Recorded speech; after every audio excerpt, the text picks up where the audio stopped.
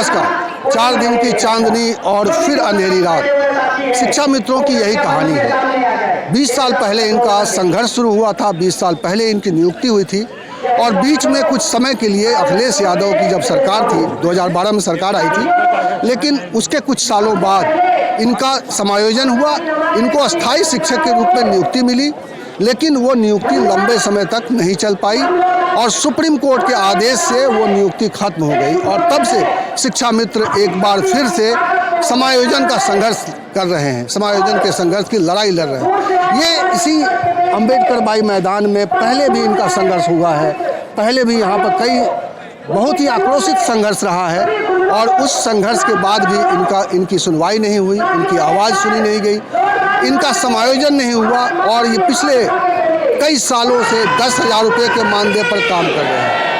आज मैं इन लोगों के बीच में ये जानने के लिए आया हूँ कि इतने सालों बाद जो ये एक बार फिर से सड़क पर उतरे हैं और एक नई भावना के साथ उतरे हैं, ये सरकार के साथ सहयोग करना चाहते हैं, सरकार के सब मंत्री का सम्मान करना चाहते हैं और इतने बड़े मंच से मंत्री के साथ सहयोग करते हुए ये अपने लिए कुछ उम्मीद कर रहे हैं। इनकी उम्मीद कितनी पूरी होगी, इनकी मांग कितनी पूरी होगी, ये भविष्य का विषय है, लेकिन ये आज अपनी ताकत का प्रदर्शन करने के लिए यहाँ पर मौजूद हैं और हम इस कार्यक्रम के बाद इनकी क्या उम्मीदें हैं ये जानने के लिए शिक्षा मित्रों के संगठन के एक बड़े नेता के साथ अभी बात करेंगे। तो हमारे साथ चूंकि शिक्षा मित्रों का संगठन अलग अलग स्तर पे काम कर रहा था और इस कार्यक्रम की विशेषता ये है कि ये सारे शिक्षा मित्र संगठन जो है, सभी शिक्षा मित्रों के लिए लड़ाई लड़ने वाले तमाम संगठन एक मंच पर है, एक सुर में आवाज़ लगा रहे हैं और इस बार ये आवाज़ योगी आदित्यनाथ तक पहुंचनी चाहिए। मुझे ऐसा लगता है कि इस बार जो आवाज़ यहाँ से उठी है रमाबाई मैदान से, ये आवाज़ स्पष्ट आवाज़ है कि शिक्षा मित्रों का अगर समायोजन नहीं हुआ, उनके बारे में कोई फैसला नहीं हुआ, तो मुझे लगता है कि आने वाले समय सामान्य नहीं रहेंगे। हमारे साथ शिक्षा मित्रों संगठनों के अलग अलग कई नेता हैं और सबसे पहले मैं शिव कुमार शुक्ला जी से बात करूँगा। शिव कुमार शुक्ला जी का परिचय मेरे चैनल वाले तो जानते हैं, बहुत सारे लोग जानते होंगे कि ये शिक्षा मित्रों की लड़ाई बहुत ही गंभीरता से लड़ रहे हैं और इनकी लड़ाई को वरुण गांधी ने भी समर्थन दिया था। इनके एक वीडियो काफ़ी वायरल हुए थे सोशल मीडिया पर। शिव कुमार जी, बहुत बहुत स्वागत है। आप ये बताइए, आपको इस लड़ाई से कितनी उम्मीद है?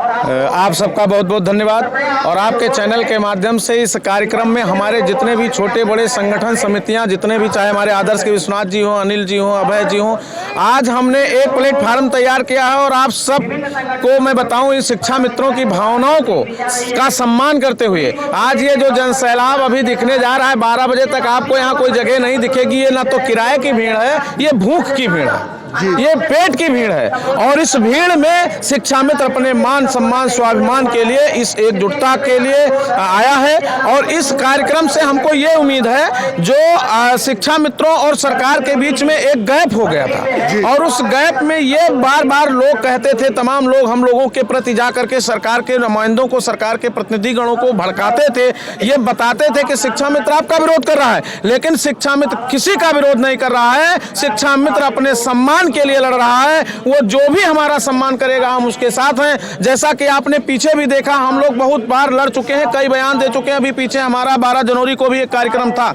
हमने ये कहा है कि जो शिक्षा मित्रों का सम्मान करेगा शिक्षा मित्रों के साथ होगा, अगर शिक्षा मित्रों का मान सम्मान स्वाभिमान सुरक्षित होगा। इस कार्यक्रम की पहल है कि शिक्षा मित्र और सरकार के बीच का जो संवाद बंद था वो संवाद स्थापित हो और संवाद से समाधान की ओर यह लड़ाई हमको ले जाएगी और ये सेतु का काम करेगी, सभी संगठनों को एक साथ मिला करके और सरकार का हम समन्वय स्थापित करेंगे। ठीक है, बिल्कुल। ये संवाद से सम्मान की बात कर रहे हैं और देखिए कितनी एकता है। हमारे साथ कुछ और नेता हैं और बीटीसी दूरस्थ शिक्षा मित्र संगठन की ओर से हमारे साथ हैं अनिल जी, अनिल यादव जी। ये भी सोशल मीडिया पर और तमाम तरह से ये शिक्षा मित्रों की लड़ाई लड़ते आए हैं। अनिल जी से मैं जानना चाहूँगा, अनिल जी, अब जब आप सब लोग एकजुट हो गए हैं, आपको इस लड़ाई का अंत क्या दिखाई देता है? देखिए, इस कार्यक्रम के माध्यम से जो आज शिक्षा मित्र अपनी आवाज़ उठाने जा रहे हैं, ये निश्चित रूप से सरकार के कानों तक जाएगी और ये लड़ाई अंतिम दौर की है। और इसकी लड़ाई के बाद शिक्षा मित्रों को एक उम्मीद है कि अच्छा परिणाम मिलने वाला है। हम लोगों को भी उम्मीद है कि माननीय मुख्यमंत्री जी हम लोगों को देखेंगे, हम लोगों की दशा को देखेंगे और निश्चित रूप से हमारा भविष्य सुरक्षित करने के लिए कुछ अच्छा पहल करेंगे। जी, हमारे साथ कुछ और नेता हैं, मैं उनसे भी बात करूंगा और समझूंगा कि ये जो लड़ाई यहाँ तक आई है। विश्वनाथ कुशवाहा जी हैं हमारे साथ, और विश्वनाथ कुशवाहा जी से जानते हैं कि इस लड़ाई को कैसे देखते हैं कि कहाँ तक ये पहुँची है। चूँकि मैंने पहले कहा, शुरुआत में मैंने कहा कि 2 दिन की चांदनी, 4 दिन की चांदनी और फिर अंधेरी रात शिक्षा मित्रों के लिए ये बड़ा सटीक उतरा है। ये जो अंधेरी रात शिक्षा मित्रों के लिए आया है, ये अंधेरी रात कब समाप्त होगी कुशवाहा जी? सबसे पहले आपको बहुत धन्यवाद देता हूं कि आपने हमारे इस समस्त शिक्षा मित्रों के दर्दों को दिखाने का कार्य कर रहे हैं। अब उम्मीद ये है कि भारतीय जनता पार्टी के बहुत बड़े, हमारी समझ से बहुत बड़े नेता केंद्रीय मंत्री श्री कौशल किशोर जी के दिशा निर्देशन में हम लोग ये काम कर रहे हैं और उनके संरक्षण में जब हो रहा है, उनकी कहीं न कहीं हमारे प्रति दया होगी, कहीं न कहीं कुछ हमारे प्रति होगा कष्ट, चलो इनका हम दूर करें, तो उनके संरक्षण में ही पूरी हमारी टीम, आदरणीय शुक्ला जी, आदरणीय अनिल यादव जी, अभय सिंह जी, धर्मेंद्र पांडे जी, जितनी भी छोटी छोटी से बड़ी बड़ी जितनी इकाइयाँ थी, आज हम सब लोग उन्हीं के दिशा निर्देश में बैठे हैं यहाँ। और अब मुझे पूरा विश्वास है कि माननीय केंद्रीय मंत्री का संरक्षण भारतीय जनता पार्टी को हो रहा है, माननीय मोदी जी की कैबिनेट का व्यक्ति भी हमारे बात पीठ पर हाथ रख रहा हो, तो निश्चित रूप से मुझे अब पूरी उम्मीद है कि महाराज जी हमारे ऊपर कृपा अवश्य करेंगे। बहुत बहुत धन्यवाद। हाल के दिनों में ये दूसरा संघर्ष जमीन पर दिखाई दे रहा है। 12 जनवरी को ये इस मैदान पे उतरे थे लखनऊ में, इको गार्डन में, और तब इनकी संख्या तब भी काफ़ी थी, लेकिन इस बार इन्होंने अपनी पूरी ताकत दिखाई है। और हमारे पास कुछ और नेता हैं, मैं उनसे भी बात कर लेता हूँ। 2 मिनट जी, आप बताइए कि आपको क्या उम्मीद है इससे, सब लोग जो जुड़ गए हैं एक साथ? बहुत सही सर, आपने बढ़िया हम लोगों को मौका दे दिया, हमें बड़ा घमंड है इस बात को। आप लोग यहाँ आ तो गए कम से कम। चलिए शुक्ला जी, एक बार फिर मैं आपसे ये जानना चाहता हूँ कि चूंकि ये लगातार कार्यक्रम चल रहा है और आपने कहा कि इस बार सहयोग के साथ हम कुछ मांग रख रहे हैं, कितनी बड़ी उम्मीद है और क्या कोई ज़मीन पर कोई बातचीत भी चल रही है? क्या आपको लगता है ये समायोजन होगा या कुछ और, जैसे बीटीसी कर चुके हैं बहुत सारे लोग, उनके लिए कुछ अलग से कुछ किया जाएगा या क्या होगा अभी आने वाले? शिक्षा मित्रों के जीवन में बहुत बड़ी समस्या है। हम एक ऐसे व्यक्ति थे कि जो इस 1977 के बाद ट्यूबवेल ऑपरेटर के समायोजन के बाद ये शिक्षा मित्रों का समूह था कि इतनी बड़ी तादाद में मूल कैडर, मूल पद और मूल व्यवस्था में समायोजित हुआ था।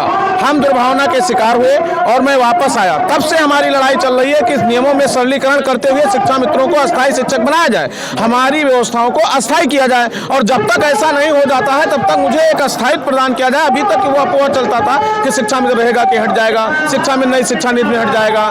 तो हम 62 वर्ष और 12 महीने की सेवाएं सुरक्षित चाहते थे, नई शिक्षा नीति में अपना स्थान चाहते थे। सरकार ने भी एक पहल किया है कि इनकी सेवा सुरक्षित 60 वर्ष किया जाए, लेकिन 60 क्यों? मेरे बगल 62 और मेरा 60 क्यों? इसलिए जो हुआ उसके लिए साधुवाद और आगे जिसमें सुधार होना उसके लिए अनुरोध है कि उसको सही किया जाए। और आने वाले समय में शिक्षा मित्र हमारा 60,000 टेट पास है, उसको आप क्या करोगे? चपरासी तो बनाओगे नहीं। इसलिए नियमों में सरलीकरण करो और इन बच्चों पर जय विध होए नाथ हित मोरा, करो सुबेद दास में तोरा। अगर आपकी शरण में, आपके सानिध्य में हम लोग आए हैं तो माननीय योगी जी से ये जो आपने अपने पोस्टर पर बहुत बड़ा जो बेसिक शिक्षा मंत्री हैं संदीप सिंह की तस्वीर लगाई है और उनके आने की चर्चा भी है, वो आ रहे हैं? देखिए, माननीय मंत्री जी का सदन चल रहा है, उन्होंने कहा था अगर सदन में क्वेश्चन नहीं हुआ, चूंकि आते उनका पक्का था कार्यक्रम, लेकिन आज माननीय मुख्यमंत्री जी ने कहा पहले होता था कि कंडोलेंस पहले दिन होता था और बाद में सदन पे चर्चा होती थी। माननीय मुख्यमंत्री जी ने उसको पलट दिया, आज ही बजट होगा, आज ही चर्चा होगी और कंडोलेंस कल होगा, श्रद्धांजलि सभा कल होगी। ऐसी स्थिति में हो सकता है कि 1% माननीय मंत्री जी ना भी आ पाए, तो हमें कोई खेद नहीं है। केंद्रीय मंत्री जी हमारे बीच में होंगे, संजय निषाद जी हमारे बीच में होंगे, योगेश शुक्ला जी विधायक हमारे बीच में होंगे, रामशंकर कठेरिया जी हमारे विधायक, रामशंकर जो है पटेल जी हमारे बीच में होंगे, उमापति त्रिपाठी जी हमारे, तो तमाम जनप्रतिनिधि और तमाम विधायक और MLC माननीय सरकार के प्रतिनिधि हमारे बीच में होंगे, उनके माध्यम से अपनी बात सरकार तक पहुंचाएंगे। और मुझे उम्मीद है कि इस प्रदेश के यशस्वी मुख्यमंत्री और इस देश के जननायक प्रधानमंत्री माननीय मोदी जी और योगी जी शिक्षा मित्रों की बातों को सुनेंगे और इस पर विचार करेंगे, क्योंकि उन्होंने वादा किया था कि हम शिक्षा मित्रों की समस्याओं का समाधान करेंगे। तो समय आ गया है, हम आपके शरण में हैं, तो अब आप हमारी रक्षा करिए। बिल्कुल, बहुत लंबे समय बाद एक बार फिर शिक्षा मित्रों में उम्मीद जागी है और ये कह रहे हैं कि आने वाले समय में प्रधानमंत्री का रुख भी बदलेगा, क्योंकि अब बहुत हो चुका है, बहुत ये निराशाजनक स्थिति है और ये खत्म होनी चाहिए। बहुत बहुत शुभकामनाएं, बहुत धन्यवाद।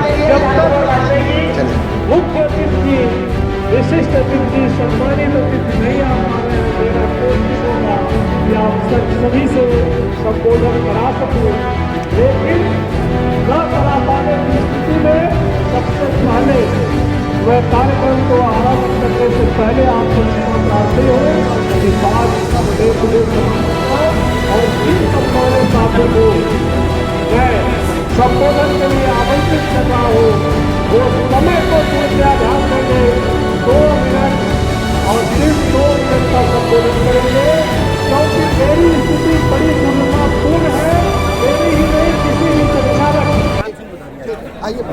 एक छोटी सी बात बता के मैं वक्ता को बुला रहा हूँ कि एक कार्यक्रम में एक संचालक थे, संचालन कर रहे थे, वक्ताओं की जो स्थिति होती है और उसके बाद संचालक की जो दुर्दशा होती है उसको पर टिप्पणी कर रहे थे।